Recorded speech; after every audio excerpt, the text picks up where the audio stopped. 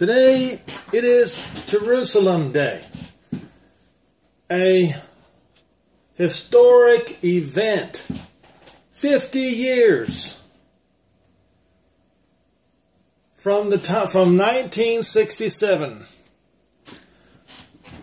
when Israel recaptured East Jerusalem and the Old City. And the last few days I've been quite agitated because I'm just wondering how this day would end up. And today I'm excited, I'm happy.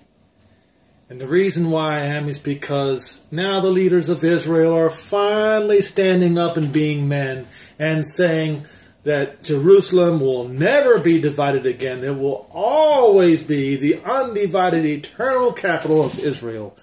And I completely agree, but I'm glad they are finally man enough to boldly proclaim it to the world. Am I worried about it, that it would provoke? No. The crazy people out there, they're going to be crazy still. So speak the truth. Speak it loud and speak it with authority. And continue to do so.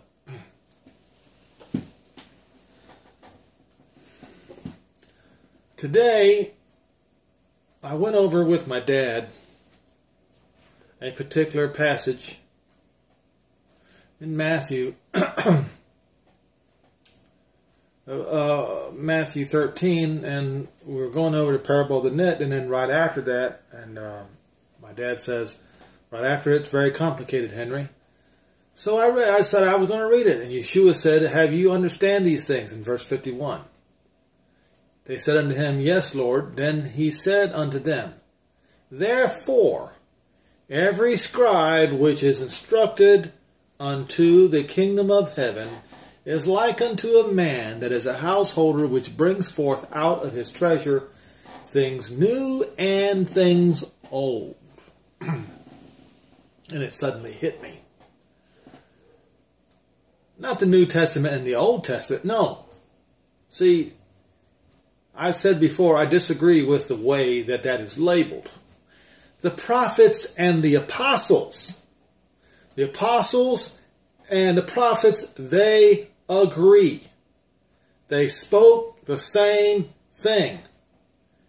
Now, that's the reason why many Jews don't read Daniel. They don't read Isaiah. They don't read Jeremiah. And likewise, Christians will not read the prophets. Why? How can this be? 2 Peter 3. Start in verse 1. This second epistle, beloved, I now write unto you, in both which I stir up your pure minds by way of remembrance, that you remember the words which were spoken before. Yes, the old days. By the holy prophets. Yes, Jeremiah, Isaiah, Micah, Malachi, all of them. And of the commandment of us, the apostles of the Lord and Savior.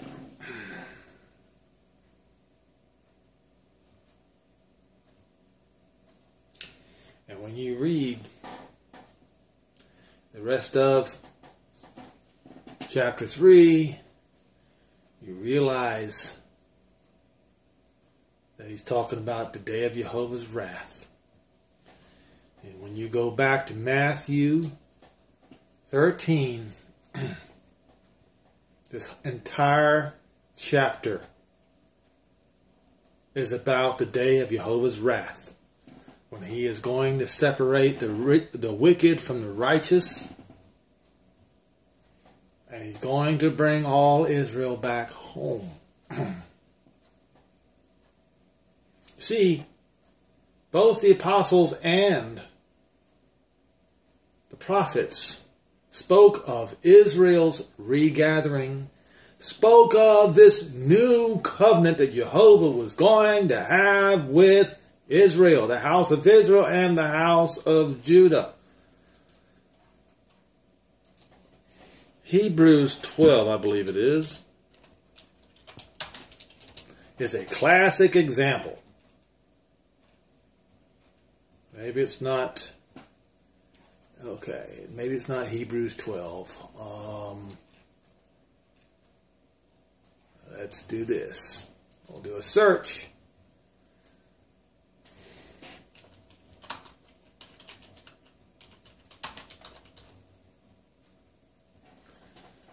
All right, it's Hebrews 8. And in Hebrews 8 and verse 8, Jeremiah 31 verse 31. So we'll go to Hebrews 8 and verse 8 first.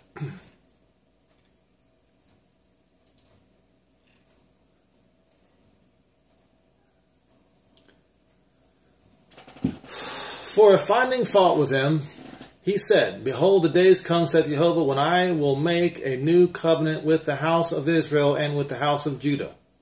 So you can't spiritualize this Israel thing into the church. When it says with the house of Israel and the house of Judah. See, the house of Judah, you can't, there's no way in the world you can make that the church. Folks.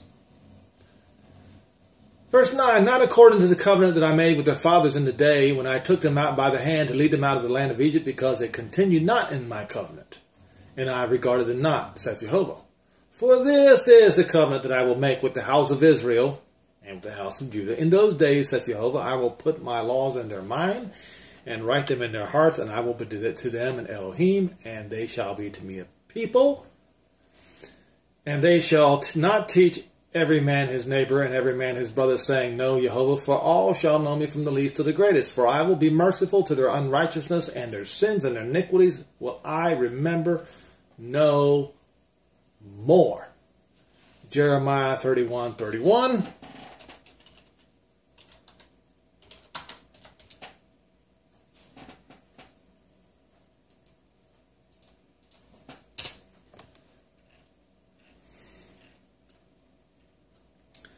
Jeremiah 31, verse 31. Behold, the days come, says Jehovah, I will make a new covenant with the house of Israel and with the house of Judah, not according to the covenant which I made with their fathers in the day that I took them by the hand to bring them out of the land of Egypt, which my covenant they broke, although I was a husband to them, saith Jehovah. But this shall be the covenant that I will make with the house of Israel.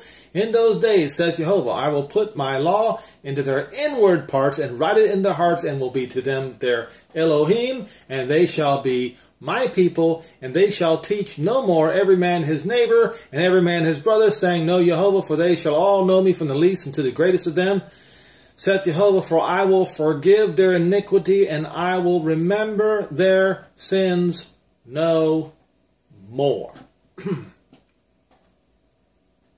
Is this the reason why Christianity today does not like the prophets and will not read Hebrews 8 and verse 8? Is this the reason? Is it anti-Semitism that tells the preacher that the prophets don't matter anymore? I tell you it is. So, when you read this little tidbit in Matthew, just below the parable of the net, where it says in verse 52, And then he said unto them, Therefore, every scribe which is instructed unto the kingdom of heaven is like unto a man that is a householder, which brings forth out of his treasures things new and old, the prophets and the apostles. So, what I believe this is essentially saying is that those who will tell you that the prophets and the apostles said the same thing, those are the ones who are instructed unto the kingdom of heaven. Therefore, if your preacher does not agree with that statement, he is instructed of something or somebody else. I'll let you figure out who that somebody else is. And again, what a beautiful day today is. Jerusalem Day. I think this day will trigger some events that the world is not going to be ready for. We shall see.